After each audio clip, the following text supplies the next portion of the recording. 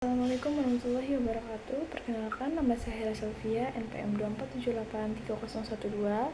Saya berasal dari kelas TRPL 1A. Di sini saya akan memilih salah satu kasus tentang hak asasi manusia, yaitu hak mendapatkan pendidikan. Salah satu kasus yang berkaitan dengan hak dan kewajiban warga negara adalah akses terhadap pendidikan di daerah pedalaman di Indonesia. Di beberapa daerah terpencil seperti pedalaman Papua atau Kalimantan, masih banyak anak-anak yang kesulitan mendapatkan pendidikan yang layak.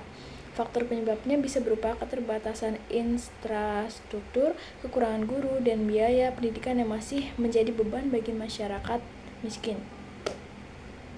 Hak atas pendidikan. Sesuai dengan pasal 31 Undang-Undang Dasar 1945, setiap warga negara berhak mendapatkan pendidikan. Pemerintah juga diwajibkan untuk mengusahakan dan menyelenggarakan sistem pendidikan nasional, yang salah satunya adalah dengan menyediakan anggaran untuk pendidikan.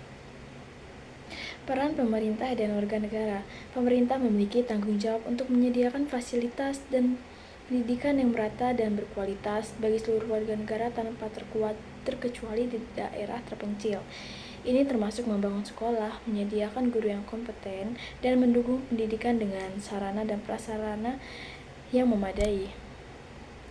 Pada kenyataannya, meskipun pemerintah telah mengalokasikan 20% dari APBN untuk pendidikan sesuai Undang-Undang Nomor 20 Tahun 2003 tentang Sistem Pendidikan Nasional, tantangan distribusi anggaran dan pengelolaan masih terlihat di berbagai daerah. Beberapa daerah terpencil masih kekurangan guru, fasilitas belajar yang tidak memadai, dan akses infrastruktur yang buruk. Yang kedua, warga negara. Warga negara, khususnya orang tua, bertanggung jawab untuk memastikan anak-anak mereka mendapatkan pendidikan, dan dalam lingkup lebih luas, masyarakat juga memiliki kewajiban untuk membayar pajak agar fasilitas publik termasuk pendidikan dapat dibiayai. Pertanyaan selanjutnya yaitu, apakah tugas mereka sudah dijalankan dengan baik? Secara umum, upaya pemerintah dalam memenuhi hak atas pendidikan sudah mulai ada, seperti program KIP, Kartu Indonesia Pintar, dan BOS, Bantuan Operasional Sekolah. Namun, implementasi di lapangan belum merata. Pemerintah di daerah di kawasan terpencil seringkali menghadapi tantangan distribusi dana yang kurang tepat sasaran, sementara warga negara di daerah terpencil seringkali belum memahami kewajiban mereka, terutama terkait kontribusi pajak, karena ekonomi yang lemah dan minimnya informasi. Dampak jika hal tidak dipenuhi atau kewajiban tidak dilaksanakan. Yang pertama, dampak bagi individu. Kurangnya kompeten dan pengetahuan, anak-anak di daerah terpencil yang tidak mendapatkan pendidikan akan mengalami kesulitan untuk meningkatkan kualitas hidup mereka karena tidak memiliki akses pengetahuan dan keterampilan yang dibutuhkan untuk bersaing di dunia nyata. Yang kedua, dampak bagi masyarakat. Peningkatan kemiskinan. Kurangnya akses pendidikan akan memperburuk siklus kemiskinan di masyarakat, karena tanpa pendidikan yang layak, generasi muda tidak bisa keluar dari keterbatasan ekonomi.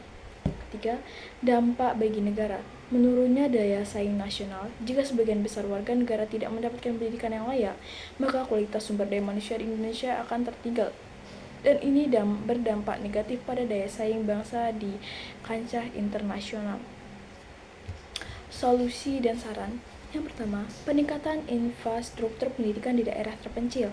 Pemerintah harus terus membangun dan memperbaiki infrastruktur di daerah terpencil, termasuk jaringan jalan dan fasilitas sekolah. Hal ini penting untuk memastikan akses yang lebih mudah dan nyaman bagi anak-anak di daerah tersebut. Program pelatihan untuk guru di daerah terpencil. Pemerintah dapat menyelenggarakan program khusus untuk pelatihan guru di daerah terpencil, termasuk memberikan intensif lebih bagi guru yang bersedia mengajar di daerah-daerah dengan akses yang sulit. Ketiga, peningkatan kesadaran pajak di masyarakat. Pemerintah perlu memperkuat program literasi keuangan dan kesadaran pajak di daerah-daerah terpencil, sehingga masyarakat memahami pentingnya membayar pajak untuk mendukung pendidikan anak-anak mereka. Dengan implementasi solusi-solusi ini, diharapkan akses pendidikan di seluruh Indonesia, terutama di daerah terpencil, dapat lebih merata dan warga negara dapat lebih aktif dalam menjalankan kewajibannya. Sekian dari saya akhiri. Wassalamualaikum warahmatullahi wabarakatuh.